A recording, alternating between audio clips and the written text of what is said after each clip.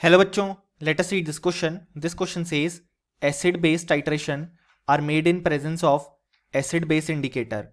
The acid-base indicator are the substances, weak electrolytes which furnishes excess of colored anion or cation in presence of acid or base.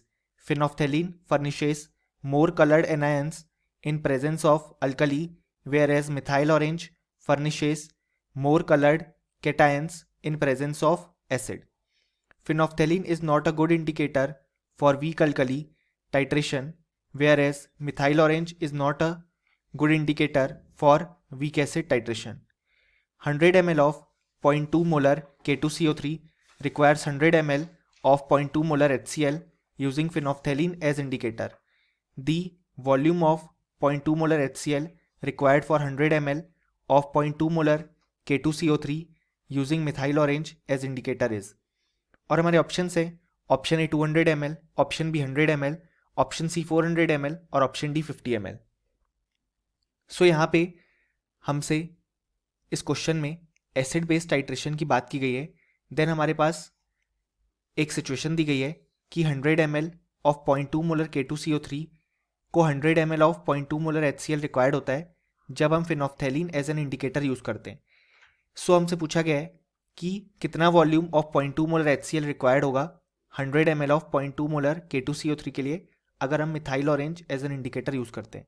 सो इस question को solve करने के लिए हमें जो की कॉन्सेप्ट रिक्वायर्ड है वो है concept of acid base titration and equivalent concept.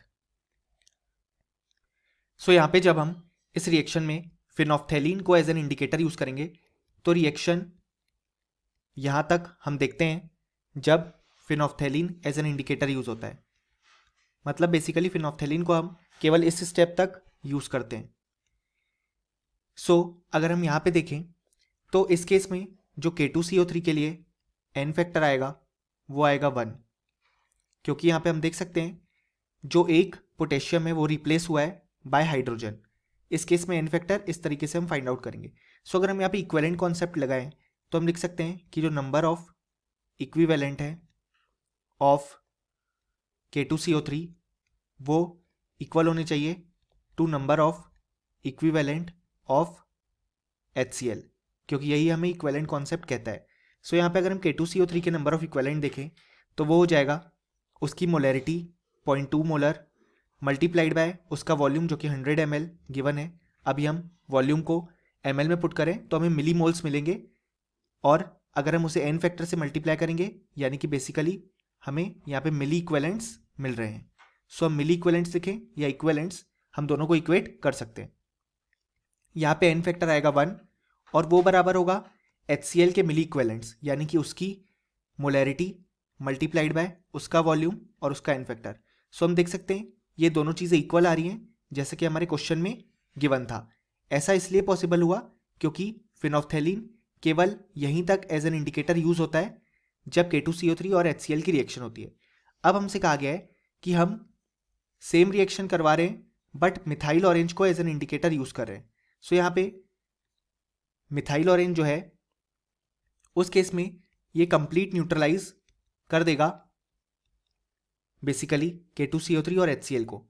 यानी कि जब हम मिथाइल ऑरेंज को यूज करेंगे तो ये जो रिएक्शन है वो कंप्लीट न्यूट्रलाइजेशन की तरफ प्रोसीड करेगी और हमें फॉर्मेशन देखने को मिलेगा KCl प्लस H2CO3 का, और ये H2CO3 बाद में ब्रेकआउट हो जाएगा टू H2O और CO2. सो हम देख सकते हैं कि यहाँ पे जो हमारे पास एन फैक्टर आएगा K2CO3 का वो आएगा 2, क्योंकि यहाँ पे दोनों पोटेशियम आयन रिप्लेस हो चुके हैं. और अगर हम इस रिएक्शन को बैलेंस करें तो यहाँ पे 2 आ जाएगा और यहाँ पे भी 2 आ जाएगा.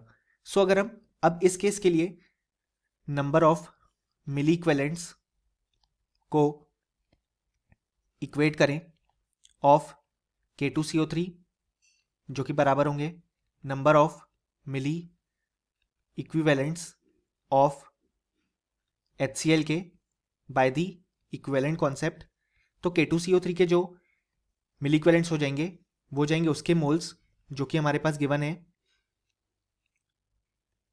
0.2 m मल्टीप्लाइड बाय उसका वॉल्यूम जो कि हमारे पास है 100 ml। सो ये आ गए इसके मिलीमोल्स। अब हम इसे n फैक्टर से मल्टीप्लाई करेंगे जो कि यहाँ पे 2 है, तो मिली इक्विवेलेंट्स आ गए और वो बराबर होंगे number of milli equivalents of HCl के। यानी कि बेसिकली HCl के जो मिली इक्विवेलेंट्स हो जाएंगे वो जाएंगे उसकी मोलैरिटी मल्टीप्लाइड बाय उसका वॉल्यूम जो हमें फाइंड आउट करना है, और उसके लिए n फैक्टर 1 होगा क्योंकि HCl के पास नंबर ऑफ रिप्लेसेबल आयन जो कि एक H+ है वो होगा। सो अगर हम यहाँ पे देखें तो ये जो 0.2 और 0.2 है वो कैंसिल आउट हो जाएगा। सो हमें जो वॉल्यूम मिलेगा वो मिलेगा 200 ml, यानी कि 200 ml ऑफ HCl रिक्वायर्ड है फॉर दिस गिवन K2CO3।